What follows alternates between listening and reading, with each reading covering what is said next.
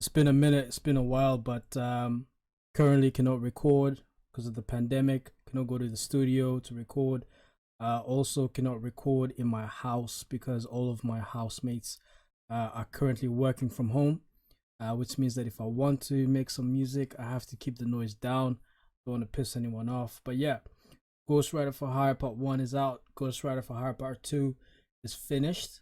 It just needs to be recorded, and I will do that when the conditions are a little bit better. But in the meantime, in between time, King's Disease by Nas. So grateful. Nas is top 10. Nas is top 5. Nas is top 3. I say that because Nas never disappoints. I know a lot of people out there just don't get it, and that's fine. Because if you were as biased as I am, you'd be saying otherwise, but that's perfectly fine. Nas, the nasty Nostradamus, Queensbridge, the illest. Where can we put him? Top 3? I'll tell you what, top 2. Easily, Nas is easily top 2. King's Disease. Where do we start, man? This is a solid project. However, it depends on how you look at the project. A lot of people might look at this project depending on the age group and think, man, this is a whole bunch of woke, a whole bunch of old dude, a whole bunch of stuff that I cannot relate to. Not to worry. Don't worry about it. If you don't get Nas's album, it's probably not for you. It's not the type of album that you play at a house party. It's the type of album that you play in your car, you're driving your whip, you play this kind of music in the whip. Kind of music that you play on your walk, on your way to work. You know what I mean? It's not gym music per se. You're not going to be banging out reps, listening to King's Disease, Blue Benz, Car 85, Ultra Black. You're not going to be doing none of that. So, really, depending on the age group, it genuinely depends on how you feel about the project and what age group you're at. For me, thankful enough, I've always been a Nas fan. The Nas joint with Genuine, the Timberland joint that what's it called?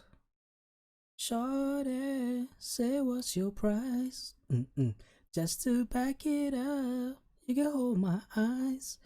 That joint, I was lucky enough that I absorbed everything about Nas from the earliest albums to up until later. Yeah, for those of you that can't tell, English is not my first language, so some of the things that he was saying at the time I didn't understand.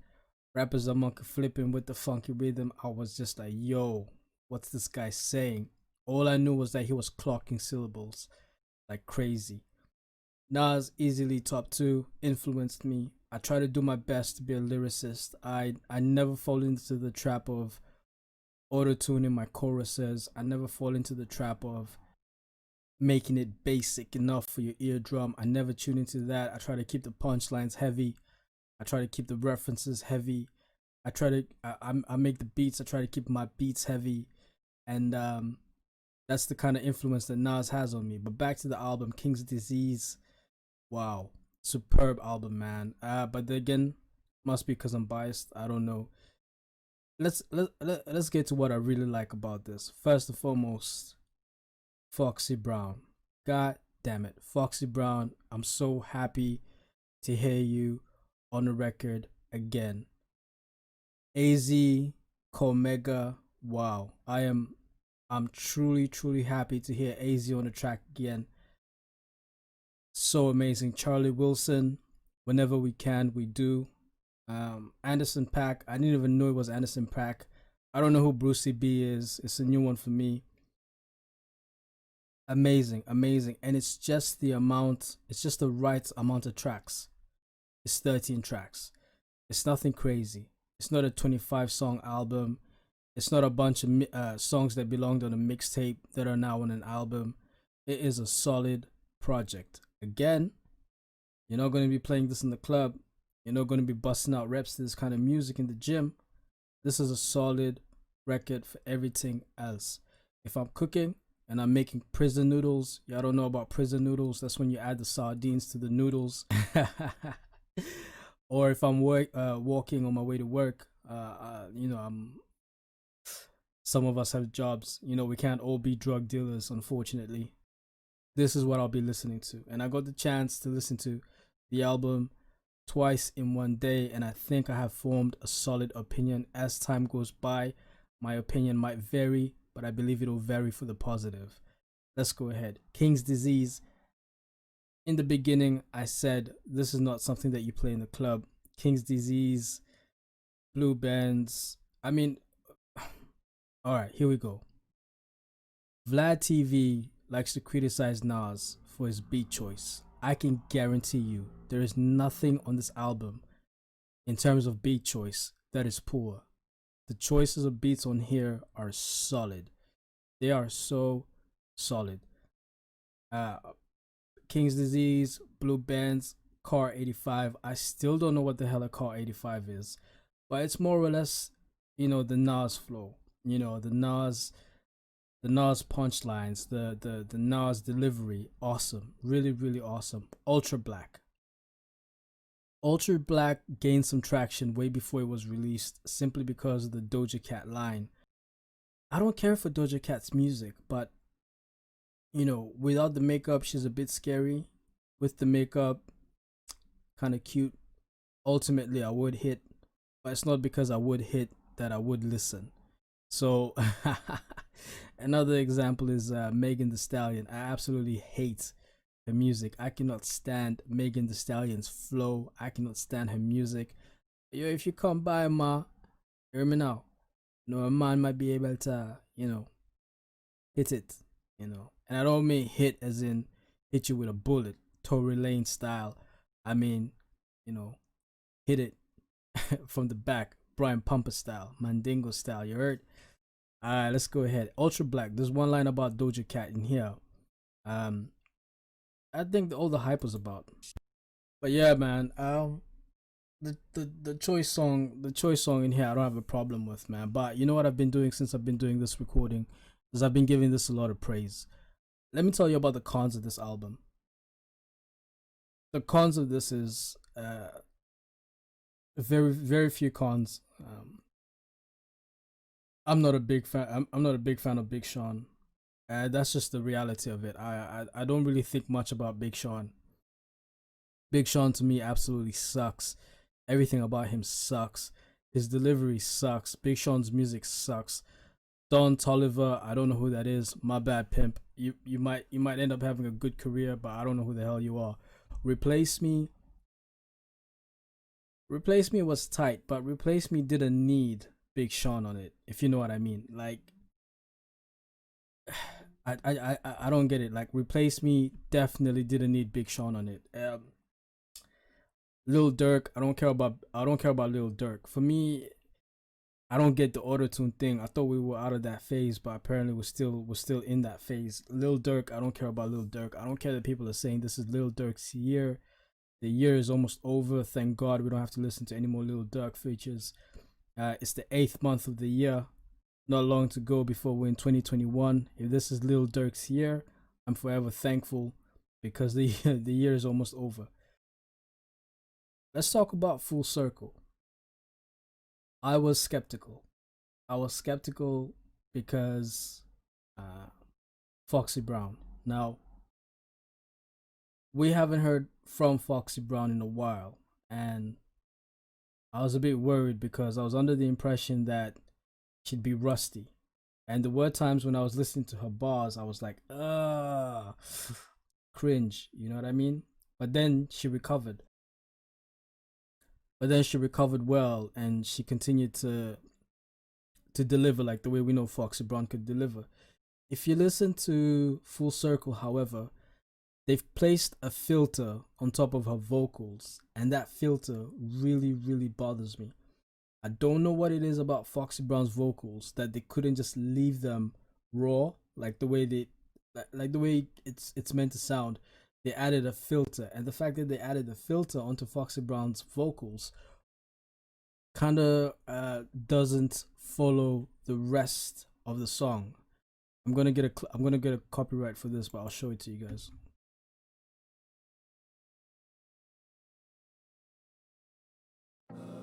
Skis Loki, nigga. Calm digger, song loafers on my posters. Firm. Can you hear that? Can you hear that filter? Can you guys make out that there's a filter on top of her vocals? Look, listen to this again. Familiar. First lady, nigga, Bonnie for real. It's just weird. Like I don't know why they needed to put that filter on top of her vocals, because I think she did alright. There were like one or two lines that I was cringing about, but after that, it's pure Foxy Brown, man. AZ, oh my god, don't get me started, man. AZ is just pure genius. AZ, Cormega, just pure genius. The whole track is just pure genius, man. The way these guys deliver their bars. Hardest feature is this one here, track number 10, Full Circle. Everything else is pretty much standard. Everything else following that is pretty much okay. Spicy, I don't care about Fivio Foreign. I don't know, man. I don't care about Fivio Foreign. I don't care about that. That's such a weak feature. Like ASAP Ferg tried to hold his own, but this Fivio Foreign, that was absolute dog shit, man. Same with Lil Durk, Lil Durk was dog shit, man. Big Sean was dog shit. In an almost perfect album, you have 3 pieces of dog shit that don't really need to be there, but they're there anyway. So salute to them. They made it onto a Nas record. I'll never get the chance to say that. I don't believe. Let me not say that. I'll take that back. Maybe one day I'll get to jump on the Nas record. If you guys, listen to my Ghost Rider for Hire Part 1, I promise you Ghost Rider for Hire Part 2 is coming out.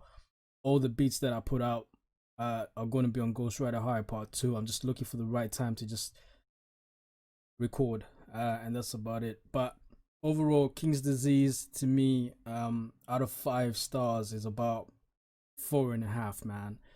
You have to go into this album really ready to listen to a more mature Nas, talking about more mature things in life. There's a bar where he talks about sneakers, where he's like saying the same things that I be thinking sometimes. Like, why do black people spend so much money on sneakers? It doesn't make sense. Like, Nike are charging you like $600 for a pair of sneakers, and you would gladly stand outside in line through the rain just to be the first ones to buy those sneakers. It doesn't make sense to me, man.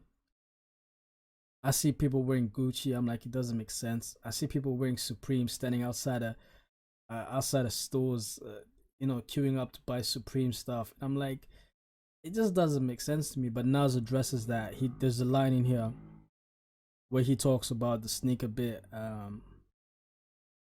There's a couple of lines in the album where he talks about Trump. And shout out to Nas. Nas is like the only American rapper that ever bigs up Africa. I'm African, so I have a lot of time for Nas because he always bigs up Africa, and it's nice to know that we're still being remembered across the ocean. But yeah, that's it for me, man. Ghost Rider for Hire Part 1 is out.